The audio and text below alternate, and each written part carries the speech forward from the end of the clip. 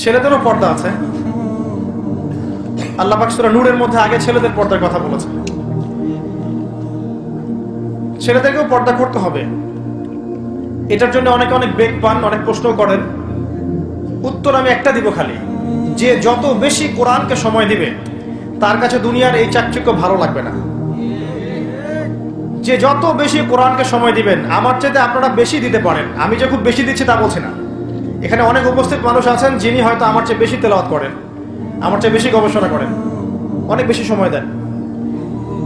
তো যে যত বেশি সময় দিবেন কোরআনকে, তার কাছে দুনিয়ার নোংরামিগুলো তত খারাপ লাগবে। আপনার নজরকে হেফাজত করা ইজি হবে আপনার জন্য। এর পাশাপাশি একা একা থাকবেন না, তিনি ভাইদের সাথে মিলেমিশে থাকবেন, একাকি ঘুমাবেন না।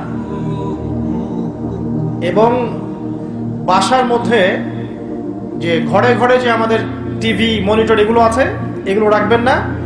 সবাই যেখানে বসেন ডাইনিং রুম সেখানে রাখবেন। যাবতীয় পর্ন সাইটগুলোকে ব্লক করে রাখবেন আপনার ফোন থেকে। এটা করা যায়।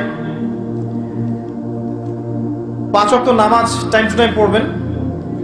রাসূলুল্লাহ সাল্লাল্লাহু আলাইহি ওয়াসাল্লামের সুন্নাহ মতো চলার চেষ্টা করবেন। এবং আপনার সাধ্য মতো আপনি দিনের দাওয়াতি কাজ করার চেষ্টা করেন, মানুষকে আল্লাহর পথে ডাকার চেষ্টা করেন। দেখবেন আপনার মন থেকে এই খারাপ বিষয়গুলোর প্রতি আকর্ষণ কাজ করবে না, কমে যাবে ইনশাআল্লাহ। এটা একটা টিপস দিলাম। আরেকটা হচ্ছে বেশি থেকে বেশি আল্লাহর জিকির করবেন। সুবহানাল্লাহ, আলহামদুলিল্লাহ, আল্লাহু আকবার, লা ইলাহা ইল্লাল্লাহ, লা হাওলা ওয়ালা কুওয়াতা ইল্লা বিল্লাহ, এগুলা পাশাপাশি লা ইলাহা ইল্লাল্লাহু ওয়াহদাহু লা শারীকা লাহু, লাহুল মুলক ওয়া লাহুল হামদু ওয়া হুয়া আলা কুল্লি শাইইন কাদির। এটা এছাড়াও সকাল সন্ধ্যা যত দোয়া আছে মাসনুন, এগুলো করলে আপনার মনের মধ্যে নূর চলে আসবে ইনশাআল্লাহ।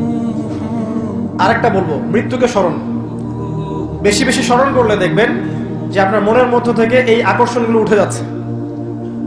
সব উঠে যাবে না তাই বলে আবার, না হলে তো আপনারও সমস্যা। পরে আবার স্ত্রীকে কি দিবেন? কিছু থাকবে, কিন্তু হারাম বিষয়ের প্রতি আকর্ষণ কমে যাবে ইনশাআল্লাহ। আল্লাহ পাক আমাদের সবাইকে হালালের উপর থাকার তৌফিক দান করুন, হারাম থেকে দূরে রাখুন।